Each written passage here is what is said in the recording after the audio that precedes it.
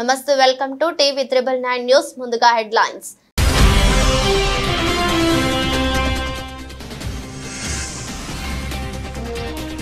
హైడ్రా పేరుతో బెదిరిస్తే జైలుకే హెచ్చరించిన హైడ్రా కమిషనర్ రంగనాథ్.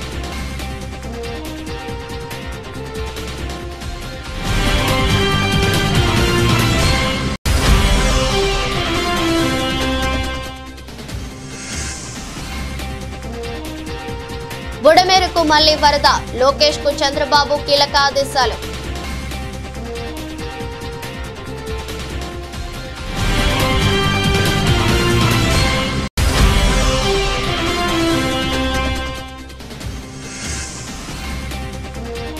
మేడారం అడవుల్లో ఘోర విపత్తు, కుప్పకూలిన 50,000 అరుదైన జాతి వృక్షాలు.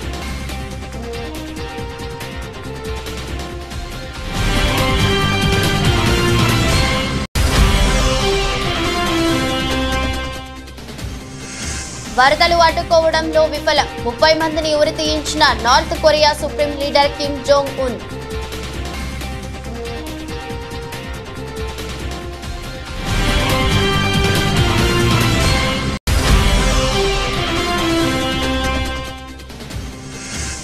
పారాలింపిక్స్ లో భారత్ కు పథకాల పంట, 20కి చేరిన మెడల్స్. ఒక్కరోజే దేశానికి 5 మెడల్స్ అందించిన ఆటగాళ్లు.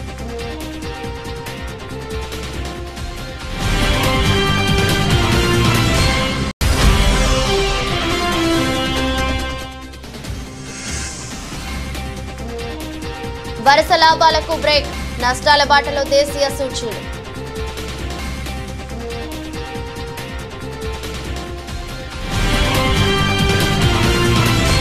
హుజూర్ నగర్ పట్టణంలోని శివాలయం సమీపంలోని కాలనీలో మంత్రి ఉత్తమ్ కుమార్ రెడ్డి సందర్శించారు. ఈ సందర్భంగా అక్కడి ప్రజలతో మంత్రి మాట్లాడారు. వర్షాల వల్ల జరిగిన నష్టం గురించి అడిగి తెలుసుకున్నారు. ఈ సందర్భంగా స్థానికులు మంత్రితో మాట్లాడుతూ చెరువు కట్ట వెంట నిర్మించిన కాలువల వల్లే ఇబ్బంది పడుతున్నారని చెప్పారు. దీంతో ఇరిగేషన్ ఏఈ శ్రీనివాస్ మీద ఆగ్రహం వ్యక్తం చేస్తూ ఆయనను వెంటనే సస్పెండ్ చేయాలని ఉన్నతాధికారులను మంత్రి ఉత్తమ్ ఆదేశించారు.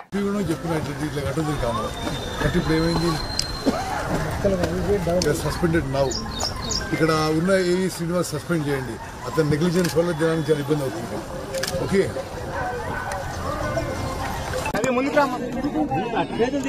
సార్ సార్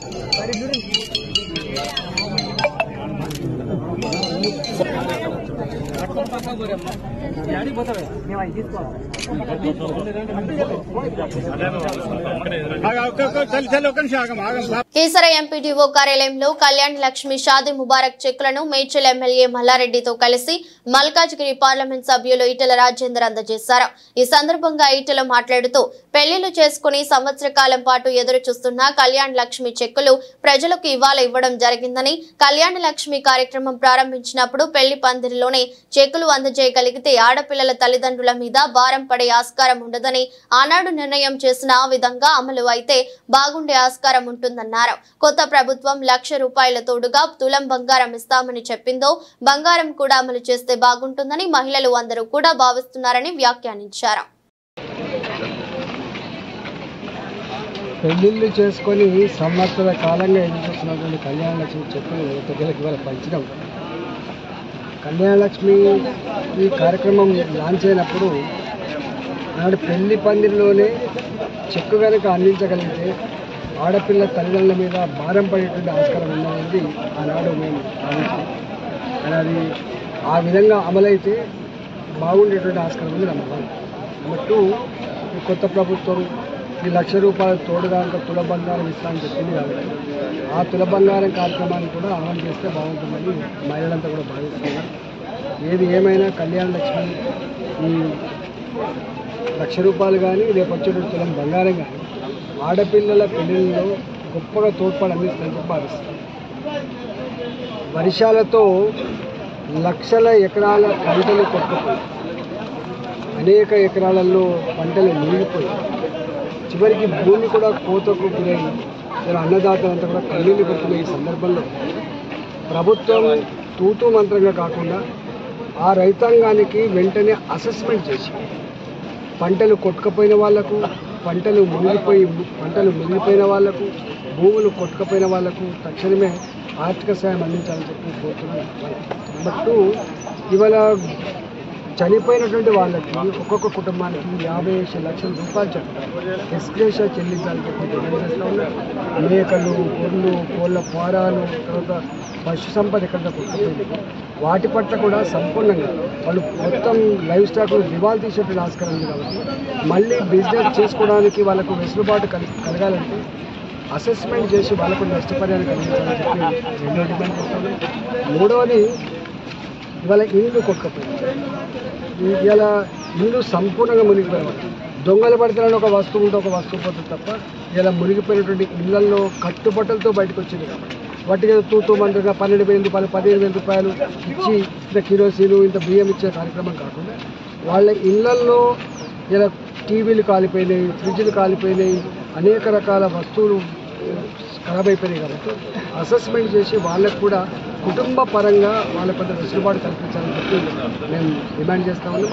అదేవిధంగా ఇవాళ ఎవరి అయితే శాశ్వతంగా ఈ కాలువలలో మునిగిపోయాయో, వాగులలో మునిగిపోయాయో వాటిని సర్వే చేయించి వాళ్ళకు దూర ప్రాంతాల్లో ఎక్కడైనా ప్రభుత్వమే ఇల్లు కట్టిస్తే వాళ్ళకు వెసులుబాటు మేము భావిస్తా ఉన్నాం. అదేవిధంగా ఇవాళ ఈ వరదల సందర్భంగా ఎక్కడెక్కడైతే రోడ్డు కొట్టుకుపోయినాయి, ఎక్కడెక్కడైతే మొత్తం చెల్లు పడిపడ్డాయి, యుద్ధ ప్రాతిపదిక పైన అవన్నీ సమస్యలు పరిశీలించాలని. ఆంధ్రప్రదేశ్లో 4 రోజులుగా భారీ వర్షాలు పడుతున్నాయి. వానలు కుండపోతగా కురుస్తుండటంతో విజయవాడలోని బుడమేరు పొంగి ఉధృతంగా ప్రవహిస్తుండటంతో పలు కాలనీలు జలమయమయ్యాయి. దీంతో ప్రజలు నరక యాతన పడుతున్నారు. ఏపీ ప్రజలు సహాయక చర్యలను ముమ్మరం చేస్తుంది. ముఖ్యమంత్రి నారా చంద్రబాబు నాయుడు క్షేత్రస్థాయిలో పర్యటించి వరద బాధితులకు ధైర్యం చెబుతున్నారు. మంత్రులు కూడా బాధితులకు అండగా నిలుస్తున్నారు. 4.5 గంటల పాటు వరద ప్రభావిత ప్రాంతాల్లో సీఎం చంద్రబాబు ఈరోజు విస్తృతంగా పర్యటించారు. వాహనాలు వెళ్లలేని ప్రాంతాలకు జేసీబీల ద్వారా బాధితుల ఇళ్ల వద్దకు వెళ్లి కష్టాలను సీఎం చంద్రబాబు తెలుసుకున్నారు. భవానీపురం నుంచి సితారా centre, కబేలా centre, Jakkampudi, Bombay colony, Ambapuram, Kandrika, సున్నా, ఇన్నర్ రింగ్ రోడ్డు ప్రాంతాల్లో సీఎం చంద్రబాబు పర్యటించారు. వరద బాధిత ప్రాంతాల్లో అందుతున్న సాయాన్ని పర్యవేక్షించి ప్రజలకు ముఖ్యమంత్రి చంద్రబాబు ధైర్యం చెప్పారు. దాదాపు 22 కిలోమీటర్ల మేర జేసీబీ పైనే ముఖ్యమంత్రి చంద్రబాబు ప్రయాణించారు. అదే మరిగా కొండే బాధితులు కోరుతున్నా, మీరు కూడా తొందరపడాల్సిన పని లేదు. అందరికీ న్యాయం చేస్తాం. ఇప్పటికే మీరు చూశారు, 3వ రోజు చరిత్రలో ఇంత పెద్ద విపత్తు ఎప్పుడు రాలేదు. కానీ ఆ విపత్తును ఆదుకోవడం కూడా ఎంత సమర్థవంతంగా చేసామో మీరు చూశారు. ఈరోజు ఒక ముఖ్యమంత్రిగా మీరు చూస్తే ఒక 4.5 గంటలు ప్రొక్లైన్లో వెళ్ళానంటే నాకు వాస్తవ పరిస్థితులు ఎక్కడైతే జరుగుతున్నాయో అక్కడికి పోవాలంటే వేరే మార్గం లేదు. నేను హెలికాప్టర్లు వెళ్ళొచ్చు, కానీ హెలికాప్టర్లు వెళితే పైన చూసేదానికి అవకాశం ఉంటుంది. డెప్త్కి పోలేము. డెప్త్కి పోవాలంటే ప్రజలతో ఇంటరాక్ట్ అయితే తప్ప సాధ్యం కాదు. అందుకని రోడ్డు మీద వచ్చి నేను చూశాను. రిమోట్ ఏరియాస్కి ఎవ్వరూ పోలేని ప్లేసెస్ కూడా వెళ్ళాను. ఈరోజు అవన్నీ కూడా స్టడీ చేశాను. ఆ విషయాలన్నీ మా వాళ్ళతో షేర్ చేసుకున్నాను. మా వాళ్ళు కూడా చాలా వరకు ఆల్ అడ్మినిస్ట్రేషన్ మొత్తం గ్యారప్ అయ్యారు. రేపు ఎల్లుండో మీకు చాలా వరకు నార్మల్స్ తేవడానికి సర్వ విధాల ప్రయత్నం చేస్తున్నాం, తీసుకొస్తాం. హైడ్రా చీఫ్ రంగనాథ్ నాకు బాగా క్లోజ్. 20 లక్షలు ఇస్తే హైడ్రా బుల్డోజర్లు మీ నిర్మాణాల జోలికి రాకుండా చూస్తా, లేదంటే కూల్చేయిస్తా అంటూ బెదిరింపులకు పాల్పడుతున్న ఓ వ్యక్తిని పోలీసులు అరెస్ట్ చేశారు. సామాజిక కార్యకర్తని, సామాజిక సేవకుణ్ణని చెప్పుకుంటూ విప్లవ్ సిన్హా అనే వ్యక్తి అమీన్పూర్ లో బిల్డర్లను బెదిరించాడు. తనకు డబ్బులు ఇవ్వకుంటే మీడియాలో మీ నిర్మాణాల గురించి అసత్యాలు రాయించి హైడ్రాకు ఫిర్యాదు చేస్తానని హెచ్చరించాడు. దీంతో బిల్డర్లు పోలీసులను ఆశ్రయించారు. ఈ విషయం హైడ్రా చీఫ్ రంగనాథ్ దృష్టికి తీసుకెళ్లారు. దీనిపై రంగనాథ్ స్పందించారు. హైడ్రా పేరుతో కానీ అధికారుల పేరుతో కానీ బెదిరింపులకు పాల్పడితే జైలు శిక్ష తప్పదని హెచ్చరించారు. చెరువుల ఆక్రమణలను తొలగిస్తూ ప్రజల అభిమానం చూరగొన్న హైడ్రాపై తప్పుడు ప్రచారం చేస్తే ఊరుకోబోమని చెప్పారు. హైడ్రా విభాగాన్ని నీరుగార్చేలా చేస్తున్న అధికారులను తప్పుదోవ పట్టించాలని ప్రయత్నించినా కఠిన చర్యలు తీసుకుంటామని వార్నింగ్ ఇచ్చారు. తమ పేరుతో ఎవరైనా బెదిరింపులకు పాల్పడితే పోలీసులను, ఏసీబీ అధికారులను సంప్రదించాలని రంగనాథ్ విజ్ఞప్తి విజ్ఞప్తి చేశారు. ఈ విపత్కర సమయంలో వరద సహాయక కార్యక్రమాలకు తన వంతుగా ప్రభుత్వానికి కోటి సాయం ఇస్తానని డిప్యూటీ సీఎం ప్రకటించారు. కోటి చెక్ ను బుధవారం సీఎం చంద్రబాబును కలిసి అందిస్తానని ప్రకటించారు. ప్రధానంగా వరద ప్రాంతాలకు తాను వస్తే ప్రజలకు సహాయక చర్యలకు ఇబ్బందులు వస్తాయని, తాను అడ్డమైపోతానని అధికారులు చెప్పారని, అందుకే తాను వారి సూచనల మేరకు ఆగిపోయానని డిప్యూటీ సీఎం వెల్లడించారు. వాళ్ళు నిర్ణయం తీసుకున్న తర్వాత వరద ప్రభావిత ప్రాంతాలకు వెళ్తానన్నారు. ఇలాంటి విపత్కర పరిస్థితుల్లో ప్రజలకు సహాయపడాలే తప్ప ఇబ్బందులు సృష్టించకూడదన్నదే తన అభిమతమని చెప్పారు. తాను వ్యక్తిగతంగా కనిపించకపోయినా పంచాయతీరాజ్ శాఖ అధికారులతో కలిసి పనిచేస్తున్నానన్నారు. నేను ప్రత్యేక పరిస్థితుల్లో ఉన్నాను. ప్రజలకు ధైర్యం చెప్పడానికి ఒకసారి రోడ్డు మీదకు వెళ్తే పరిస్థితి వేరేలా ఉంటుంది. రెస్క్యూ ఆపరేషన్లకు ఇబ్బందులు రాకూడదని నేను ఆగిపోయాను.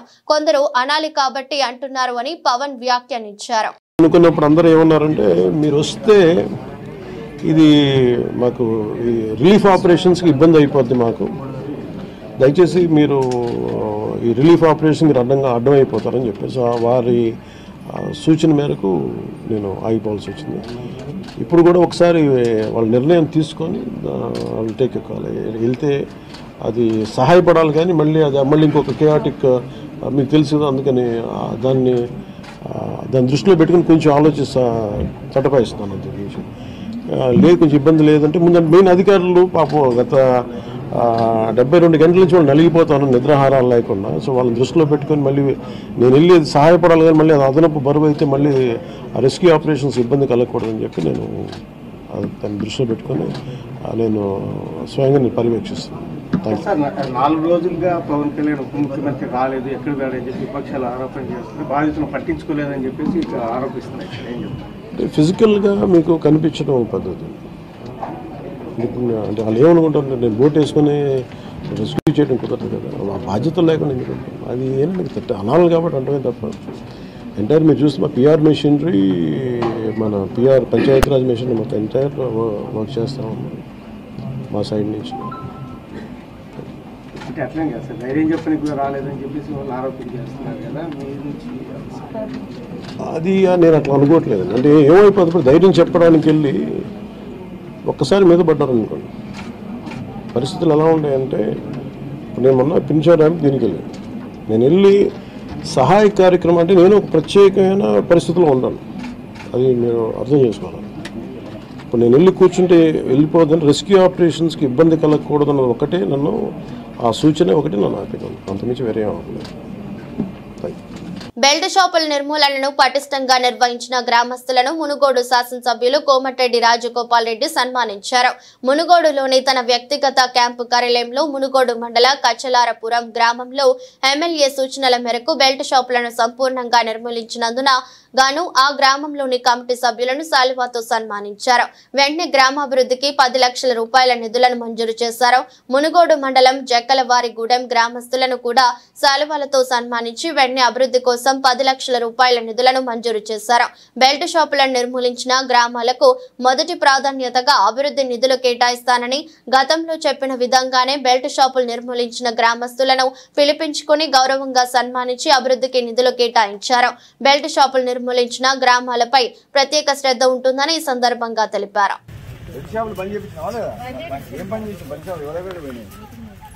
మీటింగ్ పెట్టిరా, ఇల్లు తిరిగిందా? అంతకుముందు పెళ్లి షాపులు ఉండేది మీ ఊళ్ళో 2 బండి అయినా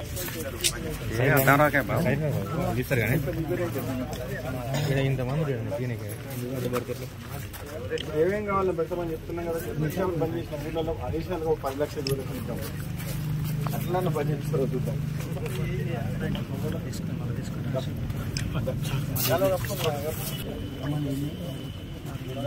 తీస్తున్నావారా ఎందుకు మాట్లాడతాం?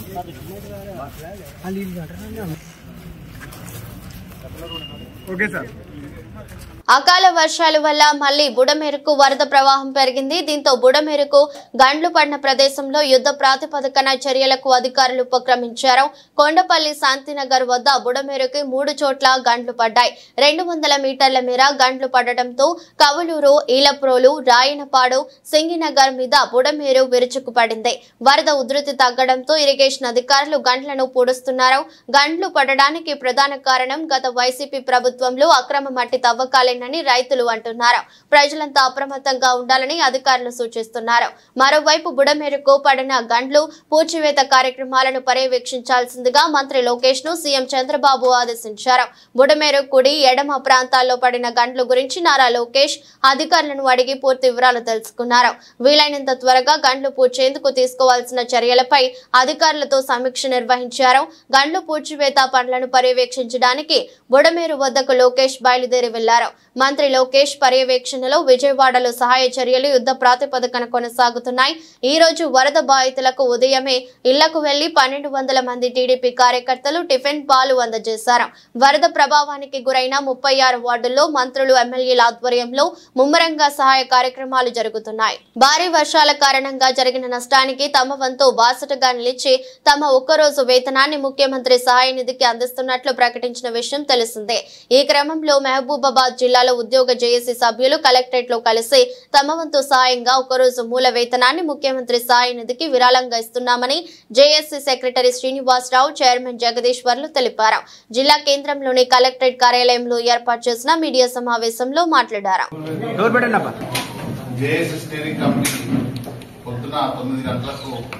ఏర్పరచుకొని చాలా మంది ప్రజలు ఇబ్బందికరంగా వరదల్లో కొట్టపోయే పరిస్థితులు చూశాం.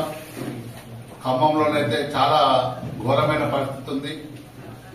ఇంతకుముందు మేము చూస్తుంటే చాలా చెరువులు తెగిపోయినాయి, చాలా కుంటలు తెగిపోయినాయి, అలాగే రోడ్లు కూడా చెడిపోయినాయి. ఈ సందర్భంలో మా జేఏసీ అన్ని భాగస్వామ్య పక్షాలు అందరూ 205 సంఘాలు ఇలా అందరూ స్టీరింగ్ కమిటీ ఏర్పాటు చేసుకుని ప్రభుత్వానికి చేదోడు వాదోడుగా ఉండాలి.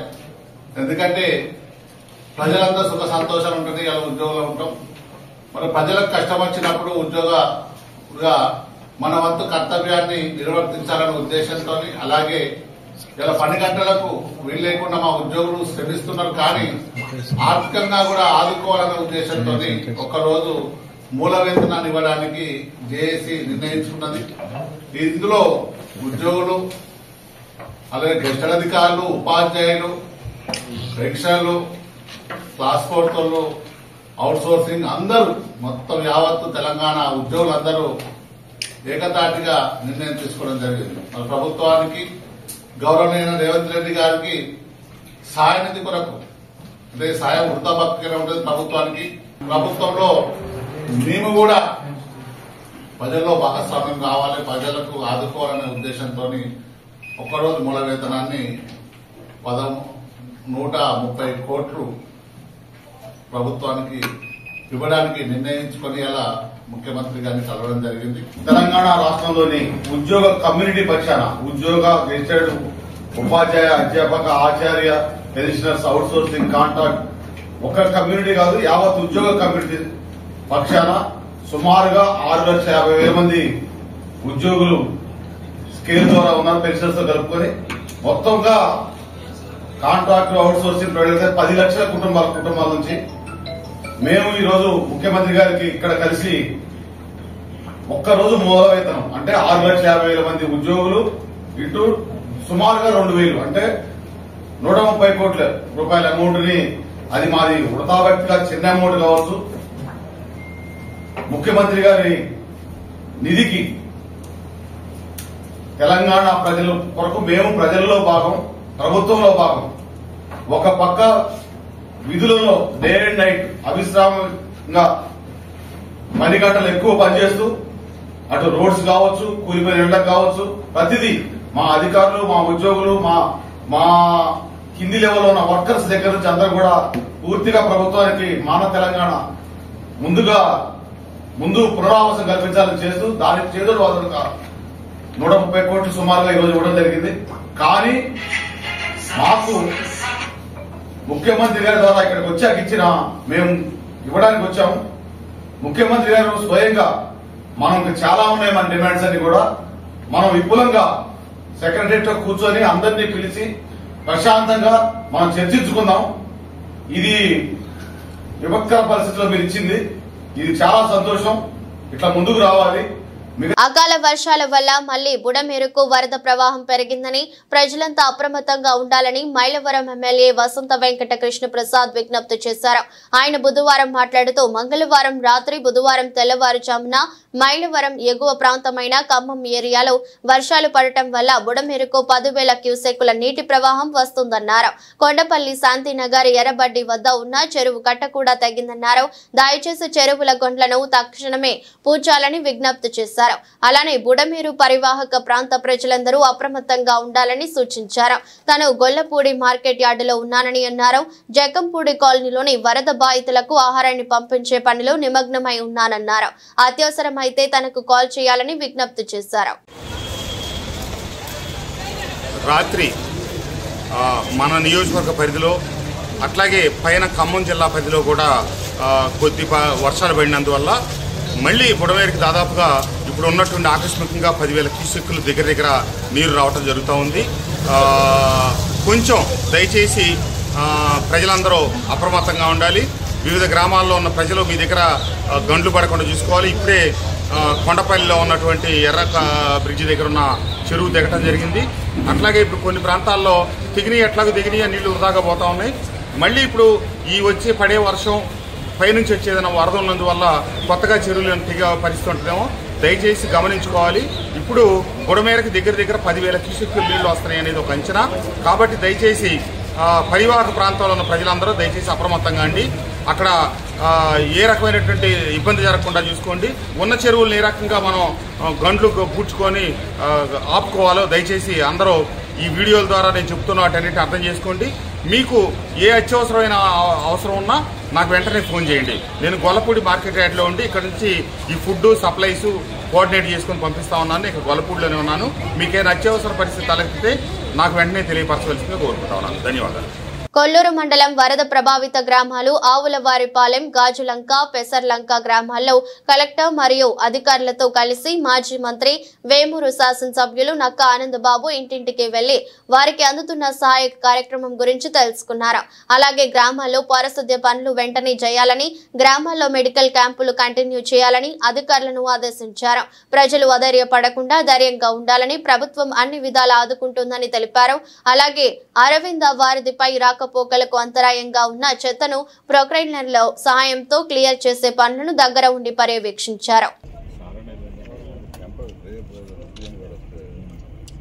వెళ్ళడానికి ఆ స్ట్రెచ్ ఒక 1 కిలోమీటర్ కొంచెం ఇబ్బందిగా చూద్దాం. నేను కూడా మాట్లాడతాను.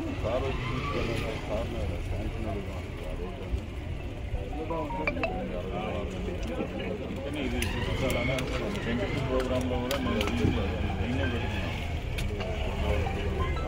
ఎందుకంటే ఇది లేకపోతే పెద్దగా చూడడానికి ఇక్కడ శ్రీశైలం జల విద్యుత్ కేంద్రంలో ప్రమాదం చోటు చేసుకుంది. పవర్ హౌస్ లో బుధవారం భారీ పేలుడు శబ్దం వినిపించింది. దీంతో వెంటనే అప్రమత్తమైన అధికారులు విద్యుత్ ఉత్పత్తిని నిలిపివేశారు. సాంకేతిక లోపం తలెత్తడంతో ఏదో నెంబర్ యూనిట్ లో విద్యుత్ ఉత్పత్తి నిలిపివేసినట్లు అధికారులు ప్రకటించారు.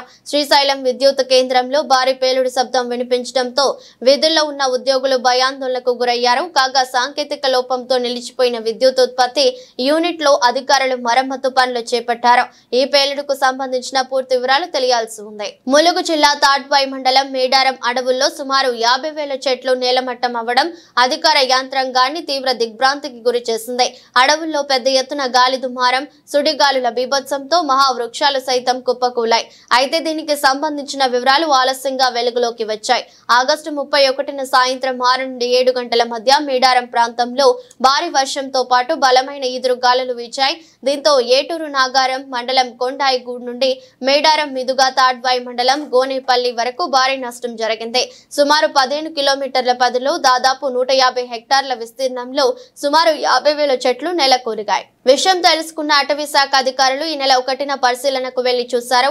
అక్కడి దృశ్యాలను చూసి వారు షాక్ గురయ్యారు. టోర్నడో లాంటి బలమైన సుడిగాలులే ఈ స్థాయిలో చెట్లను కూల్చివేస్తాయని వాతావరణ నిపుణులు అంటున్నారు. భారీ వృక్షాలు సైతం నేల కొరగడాన్ని బట్టి చూస్తే గంటకు 120 కిలోమీటర్ల వేగంతో వీచిన గాలులే కారణమై ఉండవచ్చని నిపుణులు అభిప్రాయపడ్డారు. ఈ ఘటనపై సమగ్ర విచారణ జరుపుతున్నట్లు అటవీ అధికారులు తెలిపారు.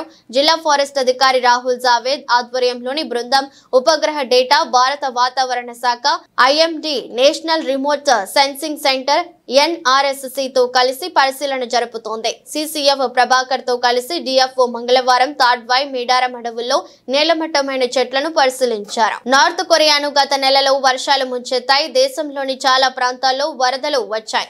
సుమారు 4,000 మంది చనిపోయారని 5,000 మందికి పైగా నిరాశ్రయులుగా మారారని ఆ దేశ అధికారిక మీడియా సంస్థ వెల్లడించింది. వరద ప్రభావిత ప్రాంతాల్లో స్వయంగా పర్యటించిన North Korea supreme leader Kim Jong Un వరదలను అడ్డుకోవడంలో విఫలమయ్యారంటూ 30 మంది ఉన్నతాధికారులను ఉరితీయించారు. దేశానికి ప్రజలకు తీవ్ర నష్టం వాటిల్లడానికి కారణమయ్యారని వారిని మరణశిక్ష విధించినట్లు తాజాగా పలు అంతర్జాతీయ మీడియా సంస్థలు కథనాలు వెలువరించాయి. వరదల్లో చిక్కుకున్న ప్రాంతాల్లో అధ్యక్షుడు కిమ్ జోంగ్ ఉన్ స్వయంగా పర్యటించారు. మోకాలు లోతు నీటిలో తన కారులో ప్రయాణించిన కిమ్ వరద నీటిలో బోటుపై వెళ్లారు. వరదల తీవ్రతను ప్రజలపై వాటి ప్రభావాన్ని స్వయంగా చూశారు. ఈ భారీ విపత్తు నుంచి కోలుకొని తిరిగి నిర్మాణాలు చేపట్టడానికి 2-3 నెలలు పడుతుందని అధికారులు తెలిపారు. ఇంతటి భారీ విపత్తుకు అధికారుల నిర్లక్ష్యమే కారణమని కిమ్ ఆగ్రహం వ్యక్తం చేసినట్లు సమాచారం. పార్టీ చాంగాంగ్ ప్రావిన్స్ మాజీ కార్యదర్శి సహా మొత్తం 30 మంది ఉన్నతాధికారులపై కిమ్ మరణశిక్ష విధించారని, గత నెలాఖరులోనే ఈ శిక్ష అమలు చేశారని నార్త్ కొరియా అధికారిక మీడియాను ఊటంకిస్తూ పలు అంతర్జాతీయ మీడియా సంస్థలు వార్తలు ప్రసారం చేశాయి. ప్యారిస్ లో జరుగుతున్న పారాలింపిక్స్ లో భారత అథ్లెట్లు అద్భుతంగా రాణిస్తున్నారు. దేశానికి పతాకాలు పంట పండిస్తున్నారు. షూటింగ్ లో మొదలైన పతాకాల వేట అదే జోరులో కొనసాగుతోంది. మంగళవారం ఒక్కరోజే దేశానికి 5 పతకాలు వచ్చాయి. దీంతో దేశానికి వచ్చిన పతకాల సంఖ్య 20కి చేరింది. 2021లో టోక్యోలో జరిగిన పారాలింపిక్స్ గేమ్స్ లో భారత అథ్లెట్లు 19 పతకాలు సాధించి రికార్డు సృష్టించాయి. తాజాగా ఈ రికార్డు బద్దలైంది.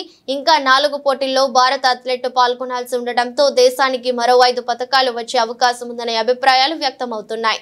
ఇప్పటి వరకు ఇండియాకు 3 స్వర్ణాలు, 7 రజతం, 10 కాంస్య పతకాలు వచ్చాయి. మంగళవారం జరిగిన పోటీల్లో తెలుగు తేజం మహిళల 400 మీటర్ల పరుగు పందెంలో 3వ స్థానంలో నిలిచి కాంస్యం అందుకున్నారు. ఇక ఆర్చరీలో పూజా ఖన్నా క్వార్టర్ ఫైనల్స్ లో వెనుదిరిగారు. జువెలిన్ త్రో అజిత్ సింగ్, సుందర్ గుర్జార్ అద్భుతమైన ప్రతిభ చూపి వరుసగా 2, 3 స్థానాల్లో నిలిచారు. దీంతో భారత్ కు మరో రజతం, కాంస్య పతకాలు వచ్చాయి. పురుషుల హై జంప్ పోటీల్లో శరత్ కుమార్ రజత పతకం సాధించగా మరియప్పన్ దంగవేలు కాంస్య పతకాన్ని సాధించి పెట్టారు. మొత్తంగా 20 పతకాలతో ప్యారిస్ పారాలింపిక్స్ లో భారత్ 17వ స్థానంలో నిలిచింది. వరుసగా లాభాలు అందుకుంటూ దూసుకుపోతున్న దేశీయ సూచీలను బ్రేక్ పడింది. అంతర్జాతీయ పలు ఉద్రిక్తతలు, ప్రతికూల సంకేతాల కారణంగా దేశీయ సూచీల నష్టాల బాట పట్టాయి. అమెరికా మార్కెట్లు మంగళవారం నష్టాలు మూటగట్టుకున్నాయి. ఆ ప్రభావం నేడు ఆసియా సూచీలపైన పడింది. దీంతో భారత స్టాక్ మార్కెట్లు కూడా నష్టాలతో మొదలయ్యాయి. ఉదయం 9:50 సమయంలో సెన్సెక్స్ 516 పాయింట్ల నష్టంతోనూ, నిఫ్టీ 167 పాయింట్ల నష్టంతోనూ కొనసాగుతున్నాయి. మంగళవారం ముగింపు తో పోల్చుకుంటే దాదాపు 700 పాయింట్ల నష్టంతో 81,845 వద్ద ప్రారంభమైన సెన్సెక్స్ ఆ తర్వాత కొద్దిగా కోలుకుంది. ప్రస్తుతం 9:50 సమయంలో 516 పాయింట్ల నష్టంతో 82,038 వద్ద ట్రేడ్ అవుతోంది. మరోవైపు నిఫ్టీ కూడా నష్టాల్లోనే కొనసాగుతుంది. దాదాపు 200 పాయింట్ల నష్టంతో రోజును ప్రారంభించింది. ప్రస్తుతం 9:50 సమయంలో 154 పాయింట్ల నష్టంతో 25,124 వద్ద కొనసాగుతోంది. సెన్సెక్స్ లో Asian Paints, Hindustan Petroleum, Max Financials, Balrampur Chini షేర్లు లాభాల్లో కొనసాగుతున్నాయి. FNCs, Coal India, Coforge Limited, LTI, Mindtree నష్టాల్లో ఉన్నాయి. BSE మిడ్ క్యాప్ ఇండెక్స్ 150 పాయింట్ల నష్టంతో ట్రేడ్ అవుతుంది. బ్యాంక్ నిఫ్టీ 339 పాయింట్ల నష్టంతో కొనసాగుతోంది. డాలర్తో పోలిస్తే రూపాయి మారకం విలువ 83.95గా ఉంది. వార్తలు ముగించే ముందు మరోసారి హెడ్లైన్స్.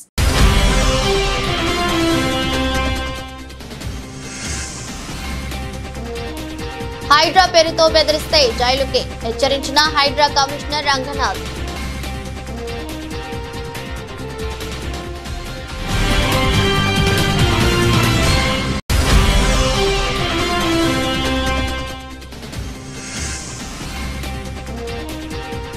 బుడమేరుకు మళ్లీ వరద, లోకేష్ కు చంద్రబాబు కీలక ఆదేశాలు.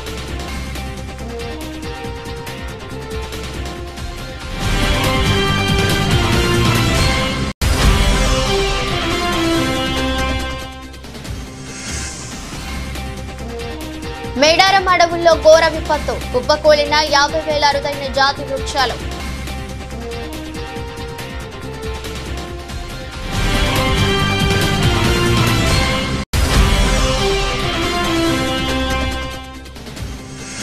వరదలు అడ్డుకోవడంలో విఫలం 30 మందిని ఉరి తీయించిన North Korea supreme leader Kim Jong ఉన్.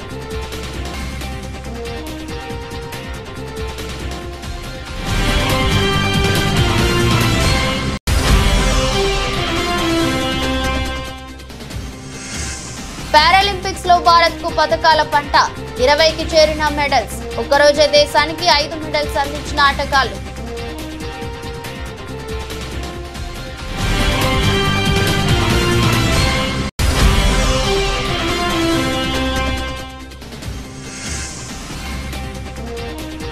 వరుస లాభాలకు బ్రేక్ నష్టాల బాటలో దేశీయ సూచీలు.